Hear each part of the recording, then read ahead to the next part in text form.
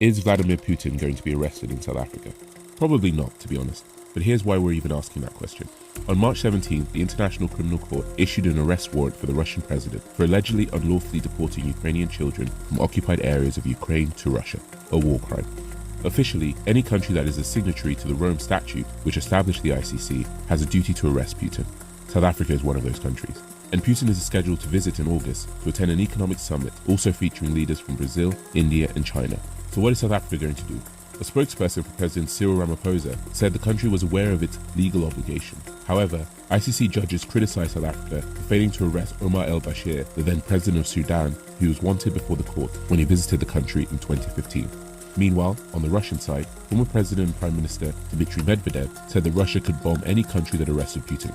I can assure you that we will continue to lean on you, and you can rest assured that as a country and as a people of South Africa, we will continue to support the people of Russia. We are all aware that nowadays Africa is becoming inclined to Russia as opposed to the United States and other European countries. But why is it that nowadays Africa is having stronger ties with Russia as opposed to the Western world and other European countries? Now, this is because Russia believes in Africa. Russia supports Africa. Unlike the United States and the Western world or the Europeans, who always divide and exploit Africa, do not recognize the value of Africa, but Russia simply recognizes the value of Africa.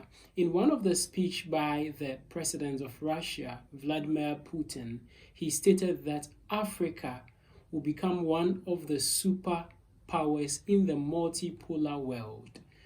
Now, as a people, as a continent, you will be inclined to places or relationship that brings value to you, unlike relationship that draws from you, belittles you, and does not recognizes you.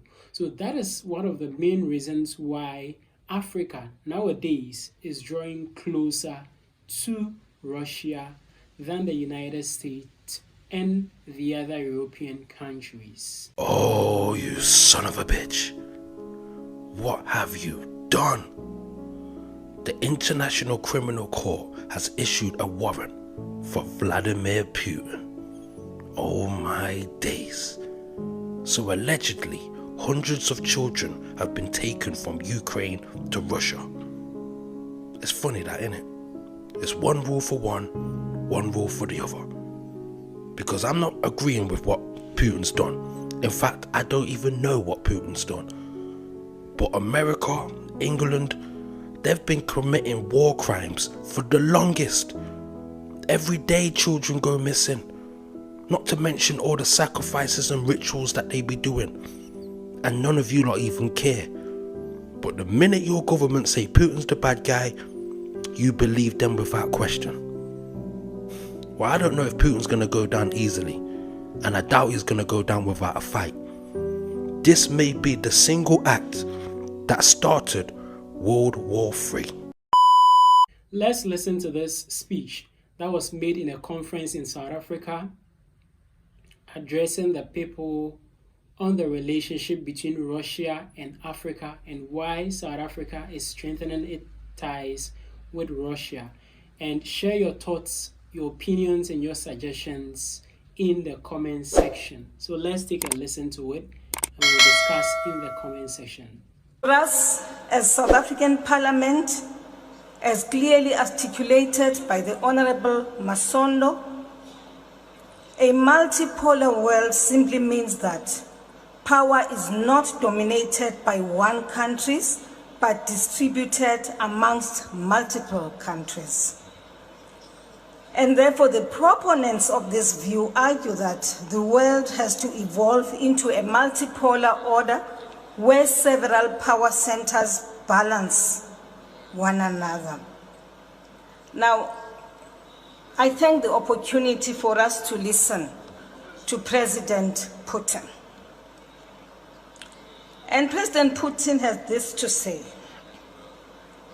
in his prediction that African countries will become leaders in the multipolar world, and furthermore that we will become a big majority for the betterment of the lives of our people through building on sound economic development initiatives. I think that it is something which we should take very seriously and commit ourselves to this creation of a multipolar world. Recently, we emerged from the Inter-Parliamentary Union session that was held in Bahrain, where most of my colleagues, some who are here, were in attendance. What became evident during the general debate, particularly on the emergency items, that there are countries that continue to be an imbalance of power of the geopolitical groups, where the so-called major powers have become more influential in international politics. This continues to cripple our respective states' developmental agenda, mutual interest, and cooperation. The extent and nature of multipolarity remain uncertain. And what is certain is that the old order, and therefore the unipolar world, will not fall without its rulers taking extreme measures to cling to power, to dominate, and continue to divide us. Currently, many countries here are facing aggressive sanctions and many other means of control. I may cite Zimbabwe, which is here with us. I may cite the Russian Federation itself. This cannot be the solution as ordinary citizens, women and children are the most vulnerable when sanctions kick in any country. This is one unspeakable form of human rights violation. Over long decades of colonialism, Africa as the continent continues to suffer the brunt of exploitation and drainage of our resources. Therefore, Africa needs a fair and balanced partner to support our inspirations as a continent, which are enshrined in our 2063 document, as was articulated by Honorable Masondo. In the light of everything which has happened in relation to the African Continental Free Trade Area Agreement, it is important for the African parliaments to individually and collectively scrutinize government's actions in implementing the trade agreement. The World Bank, as was clearly said, and the African Trade Agreement Secretariat indicate that the agreement is fully implemented, if fully implemented, would raise concerns in Africa by 9% by 2035 and lift 50 million people out of extreme poverty. It is also important to note that the successful implementation of the agreement will be highly dependent on securing lasting solutions to conflict. African parliaments must therefore strengthen efforts to find solutions to the conflicts and other pressing issues, including climate change and high levels of debt. I'm happy, Honorable Volodin, that you were able to invite countries, the transitional governments of Burkina Faso, Mali, so that they too can share their perspectives around the challenges they are confronted with in their countries. Honorable Putin, the President, quotes Madiba, the former President and the late President of the Republic of South Africa.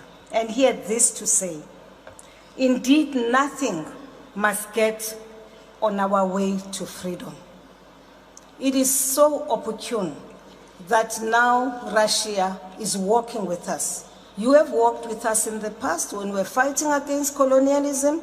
You are now beginning to work with us so that we can, beyond political freedoms, we can acquire economic development and prosperity in our country.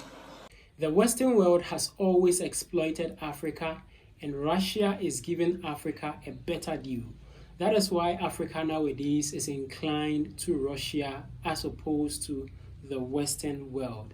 As stated early on, you do not want to go to a place where you are not valued, a place where you are exploited, a place where your resources are taken away from you and you have nothing left. But you want to go to a place where you feel valued, you have some sense of significance, and then you are seen as being wealthy one way or the other. So that is why Africa is strengthening its ties with Russia. Thank you very much for watching this video, and as well subscribe to the channel. There are a lot of videos coming up your way. On this channel, we'll talk about things about the diaspora, so make sure you subscribe to this channel. See you in the next video.